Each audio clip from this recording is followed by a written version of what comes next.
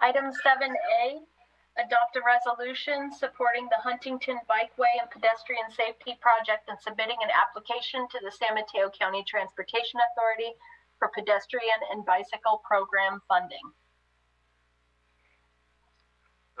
Okay, and this is going to go over to Director Tan, but I just, to have it acknowledged, I serve on the San Mateo County Transportation Authority as the Vice Chair, and we did review this at Thursday's meeting for the recommendations submitted by the committee, and this item will be coming back in December to the Transportation Authority for this and other projects within the county. I've checked with legal counsel at the Transit District in addition to the legal counsel to our city attorney, and I am not in conflict to vote on this here as well as at the Transportation Authority next month. So with that said, I'll turn it over to Director Tan. Great, thank you. Good evening, Honorable Mayor, members of the City Council, Jimmy Tan, Public Works Director. I have a brief presentation on this item tonight. The objective is to adopt resolution supporting the Huntington Bikeway and Pedestrian Safety Project and submitting an application to the San Mateo County Transportation Authority for pedestrian and bicycle program funding. The agenda for tonight's presentation is as follows. I'll provide a brief background on the project, discuss the conceptual project that was proposed in the walk and bike plan, share information on the proposed revised project, give an overview of the status of various grant applications which we received or applied for, and share the next steps. As for the background, the city's general plan, transit corridor plan, and walk and bike plan contains policies or programs and projects that aims at improving the and developing new and existing pedestrian and bicycle networks.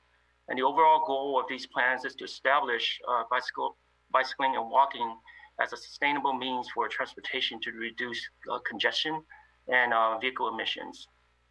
The walk and bike plan was adopted on July 26, 2016, and includes various pedestrian and bicycle improvement projects.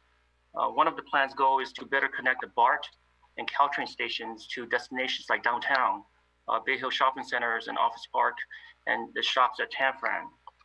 Therefore, the northern stretch of Huntington Avenue is one of the city's most important connectors for pedestrian and cyclists. One of the conceptual projects recommended in the walk and bike plan is to establish bicycle lanes along Huntington Avenue from Centennial Way to downtown. This slide shows a proposed conceptual project in the walk and bike plan. This concept involves converting the outside northbound lanes, the easternmost lane, into a two-way bicycle lane, and using a physical buffer such as a concrete median, as you see on the upper right picture, to separate the bicycle lane from the remaining traffic lane. The concept also proposes the sidewalk on the bicycle lane side of the street to be enhanced. So before implementing this project, the plan indicated that the city should conduct a traffic study to determine the traffic impacts resulting from the removal of the travel lane. Since the traffic congestion may become an issue if one travel lane is removed, staff evaluated whether keeping the travel lanes will be a feasible option. The proposed revised project keeps both travel lanes by reducing the lane widths to 10 to 11 feet in certain areas, and also includes a two-way bicycle cycle track, which is 5 feet in each direction on the northbound direction of Huntington Avenue. Sharrows, which are pavement markings that look similar to the bottom right picture that you see there, will be installed along the rightmost southbound lane along with signage. The Sharrows allows drivers and bicyclists, to be aware of that both vehicles and bicyclists are to share the road. A separate walking path adjacent to the cycle track will also be constructed, and lastly, installation of pedestrian scale lighting and landscape to enhance the biking and walking experience. So this proposed project is estimated to be approximately $6.8 million. So since it involves more reconstruction than the one proposed in the walk and bike plan. So I'd like to share some of the design documents prepared by city staff of the proposed revised project. I understand maybe really hard to see on these slides here, but just want to kind of show you the extent of the work scope that's required for this estimated 6.8 million project cost.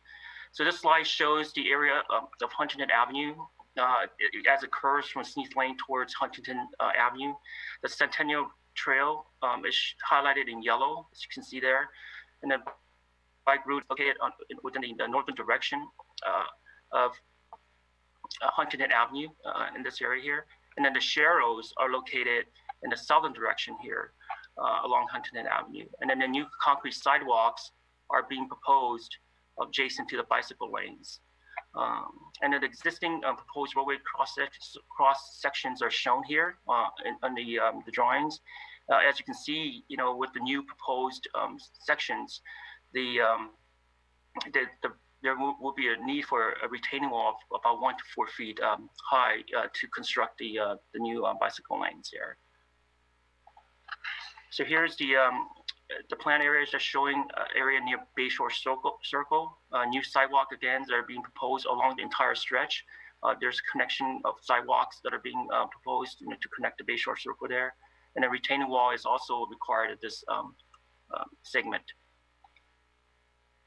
Again, another section that shows near Scott Street along sidewalks, new bicycle trails, and then again retaining wall and with sharrows all along there as well.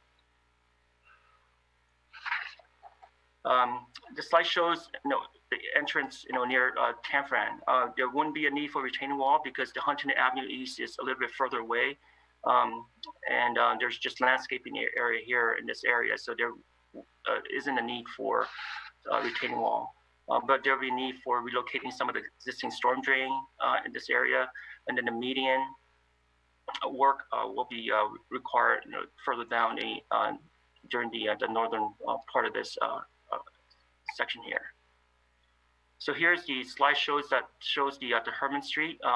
So we're considering Herman Street as a cutoff between phase 1 and phase 2. Phase 2 would be from Herman Street all the way to Centennial Trail, and phase 1 would be Herman Street all the way to San Bruno Avenue. Curb ramps needs to be installed here to meet ADA requirements and new sidewalk. There's SPU easements for SPUC right-of-way that needs to be resolved in this area as well. New medium curbs would need to be redone because we're trying to keep 2 lanes here at this area.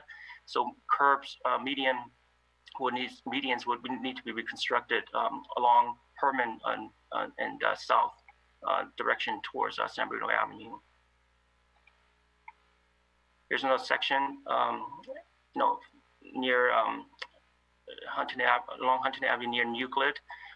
Here, Euclid actually has a turning lane from Huntington Avenue. With the need for 2 lanes along Huntington Avenue, that turning lane will be removed. A new median will be reconstructed or being proposed to be reconstructed in this area. Get new sidewalks and then bicycle lanes there.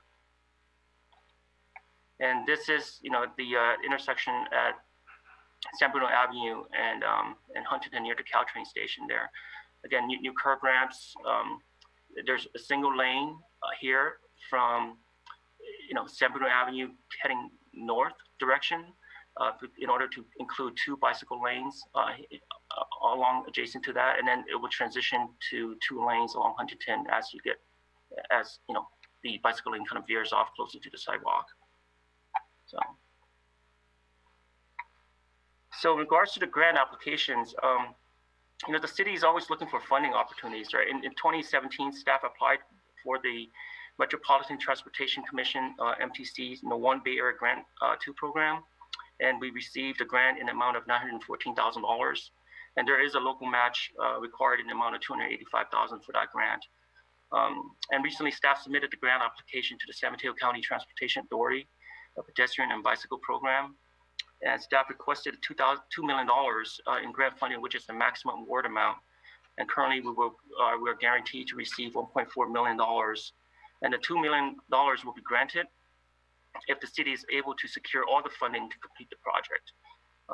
So in September Also in September 2020, staff applied for an active transportation program grant, which is a Cycle 5 grant, to request funding towards the full scope of the entire project, and the requested amount was $6.7 million. And staff is, it's currently unknown whether we will receive that grant, and we anticipate to hear back sometime in March of 2021. As for the fiscal impact and alternative, there's really no fiscal impact with adopting this resolution tonight, and no appropriations are being requested. The resolution does state that the city, will be committed to the project cost difference, which is about $4.7 million, which is a requirement from the TA, but it's contingent on the city's receiving additional grant funding for the entire project.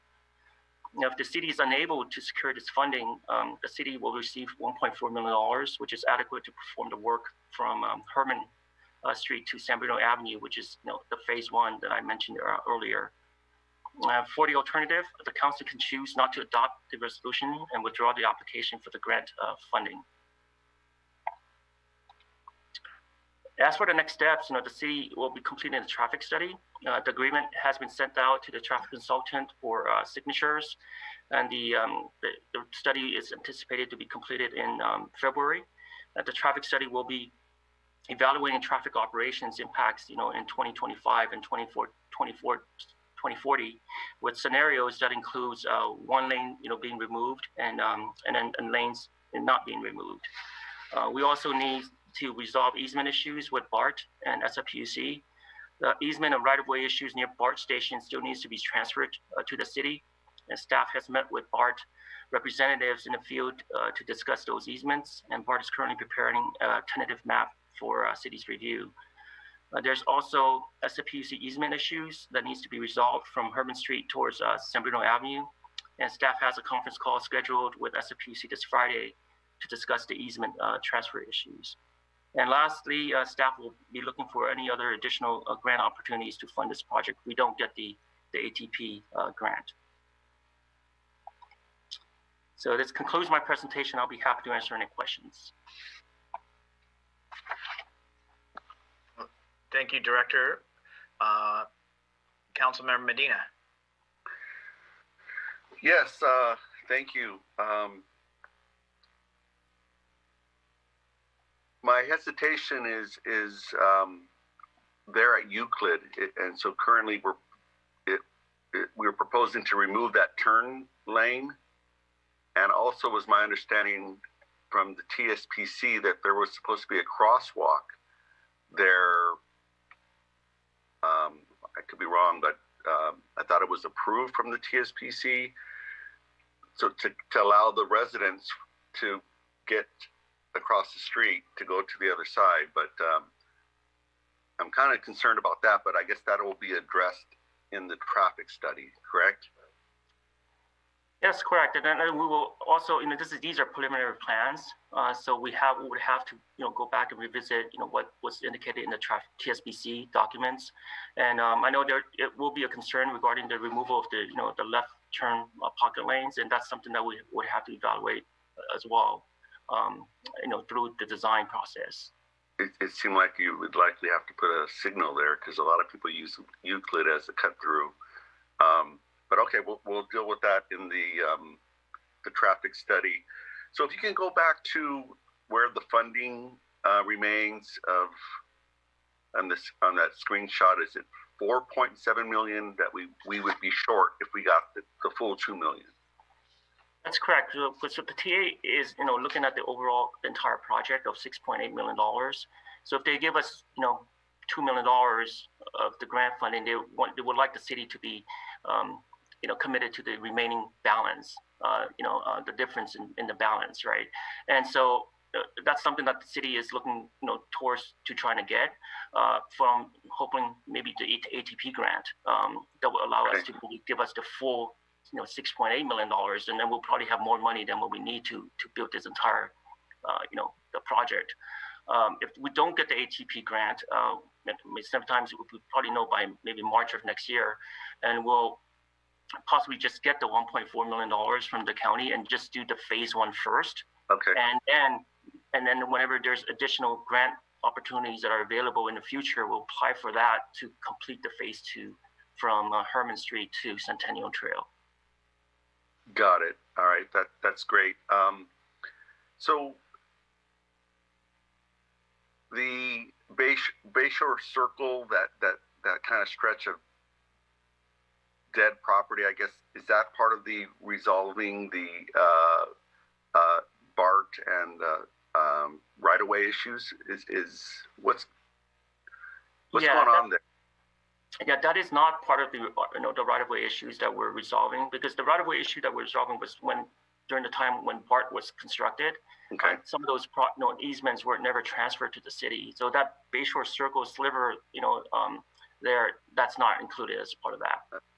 Okay, and I thought, if I recall, that part of the Scott Street grade separation there was some, just during one of the meetings or so, of trying to come up with an alternative way for the residents to exit out onto Huntington. I recall there was a preliminary discussion, and if we were going to move forward with this grant or with this project, how those conflict, that there's no inclusion of that alternate access point. So just wanted to just bring that up, that will constrict us from proceeding with that, I guess, allowance of additional access way for the public if that this happens. Yeah, correct. I think one of the renderings showed that the the use of the crossing, from one side to the other along Bayshore Circle. But I think right now, that whole sliver is owned by BART. The last, we had discussions about Bayshore Circle a long time ago. I think years, maybe 3 or 4 years ago with BART. There were some environmental concerns regarding, that location, and there are also, well, there could be potential cost issues that that the city may have to incur, right, to even mitigate some of those environmental issues, within that area. We did meet with BART representatives at one time, and they were considering maybe selling the property to the city, but I don't think we move forward with pursuing that alternative at that moment, and then we somewhat didn't pursue additional communication for that at all. I know there was some interest of maybe converting that area to some sort of park, neighborhood park as well at one time along Bayshore Circle. So if there's an interest, if there's a future interest, the city can continue discussions with the BART representatives, for that area, and determine whether they would give us. Yeah, I recall hearing about that a little bit, and that they were going to do a preliminary phase 1 assessment of that area to see what type of contamination was there. But I don't want to get too far into the weeds. We're going to stay on this, but it would seem that would be contingent on us getting this additional grant funding. So you've answered my questions, and I think you guys did a great job of locating the money to get us to phase 1. So I will be in support of this. So thank you for your answers. Thank you. All right, seeing no other hands up from colleagues, and we're going to go to, I'm going to come right back to you, Mr. Let's go to Vice Mayor Salazar, then I'm going to go to the member of the public. Okay, thank you. Mine is quick. So as part of the project that's being proposed for the area immediately adjacent to that entrance to Centennial Plaza and the proposed reconfiguration of Sneath Avenue or Sneath Lane in that area, would that reconfiguration affect this project? And could that reconfiguration in that request to open up that throughput there provide some additional funding as part of that development and of the agreement? Could we request that funding be made available for the remainder of this project? Or is the timing not going to line up for us? Yeah, there is a development in South City, right, that is being proposed to, to make some modifications to that intersection there to open it up. to connect South City and San Bruno there at that little corner of Sneak Lane and Huntington. We haven't discussed any costs or any information with the developer at this moment. I think that's something that the city can discuss. I think right now that they're looking into doing a traffic study, and we haven't gotten any information from the developer for that improvements there and for the proposed improvements to the intersections. So currently, right now, we haven't really discussed any cost benefits to the city. Okay. All right. Thank you. Thanks. Councilor Mason, you waved your hand, and then we're going to go to the member of the public. Thank you. I actually just wanted to comment. I just wanted to thank you, Jimmy, for actually getting this together and for submitting the application. One of the items that we talked about in the strategic planning was ways to get projects done and generate revenue. So I really appreciate you taking the time to get this together. Thank you. Thank you. And Madam City Clerk, if you can bring in Mr. Robinson, please. Okay. Hello again. I thought of a couple of jokes to bring to you at this time, but I'll do them at another time when we're in person. I want to applaud the council and the city staff on this project. I always thought this project was going to go all the way to Lomita School down San Antonio Avenue as well, take bicycle traffic off El Camino. I was happy at last night's meeting of the revision of the county bicycle pedestrian plan to see several members of the city council and staff at that meeting. I applaud your efforts in this, what's to me a very important effort, improving the ability of people to walk and bicycle around San Bruno. It's a car-centric city.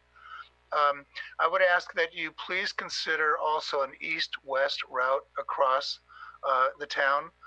While we have an opportunity to get some funding for that from different sources, it would connect well with the San Mateo County plan, as well as for people working in the Bay Hill area to get down to BART, for example, to cross the town and allow people like myself who live up in the hills safer access to the downhill part of San Bruno. And last, at the September CCAG BPAC that I'm a member of, we had a presentation by the Quick Builds Projects Company. They've done about 24 miles of projects in Santa Clara County. And the idea is that you can improve safety of bicycling and pedestrians at a lower cost using different techniques and less permanent infrastructure changes like changing sewer lines and curbs and things like that, that this project entails. This is a lot of money for a couple blocks we're talking about here. Can't imagine what it would cost to, at this rate, to really have widespread improvement of bicycling and pedestrian safety in San Bruno. But in any case, I applaud your efforts on this behalf and making it safer for us to get around town in modes of transportation other than cars. And please consider micro-mobility as you build these plans up. People are using e-bikes now and scooters and things, so they're going a little higher rate of speed. So please consider those modes of transport as you do your planning. And with that, I thank you and bid you adieu. Thank you, Mop, for your comments. Okay, not seeing any more hands up from the public or from council. I just wanted to say, the decision will be made next month by the Transportation Authority, but I do want to thank Jimmy, because you've been here, is this didn't just start now. This started back in 2017 when you first started to acquire and get grants. And let me tell you, by looking at the report for last Thursday, there are other grants that were applied for that were not successful because of the criteria mechanisms. And there's others from other cities. The resolution, folks, is essential, or the grant application is not valid. And that is a mechanism that is used so that the community is aware as well. Also, what has helped is Measure W funds. So that is something the voters approved, which now the county is seeing that extra monies and dollars are able to go toward grade steps or toward bike and ped that it hasn't had before to just measure A. So that's been something that's been helpful. But I did want to thank you, Jimmy, because obviously you've been working on this and looking for opportunities, and so that's appreciated. Now I'd like to go to Councilmember Davis. Thank you, Mayor Medina. No, I think it's important to say, and I really appreciate our commissioner, really, Malcolm Robinson's comments tonight on a number of different issues. So he is fired up, and he has made some really excellent points. But I think it's important to mention that I hope I speak for myself, that I think all council members, and I hope even incoming council members, will continue to focus on improvements to city in terms of bicycle pedestrian, and that we have to find ways to get to the city, including the east-west. And I know that is something that YouTube is also very much part of the solution as well. And so that's not going to go away. And sadly, when you look at the short distances, and this costs $6 million, it's important too that we don't cut corners because of those costs, and that safety is always number one. So although this is a very inexpensive venture, and it's an important one, and it's a great connection from the Centennial Trail to public transportation. So thank you Jimmy for all the work, and for all the work that you've done, and not just for this, but grant funding and requests for grants has been happening for many, many years, and this is nothing new. So it's happy to see, and hopefully we can be very successful. Thanks. Okay, with that, this is an action item. There is an action of needing to adopt a resolution if wishing to support the Huntington Bikeway and Pedestrian Safety Project. I move we approve the resolution. I'll second. We have a motion and second. Vice Mayor, Councilmember Davis, roll call, please. Councilmember Davis? Aye. Councilmember Mason? Aye. Councilmember Medina? Aye. Vice Mayor Salazar? Aye. Mayor Medina? Aye. Motion carries. Thank you.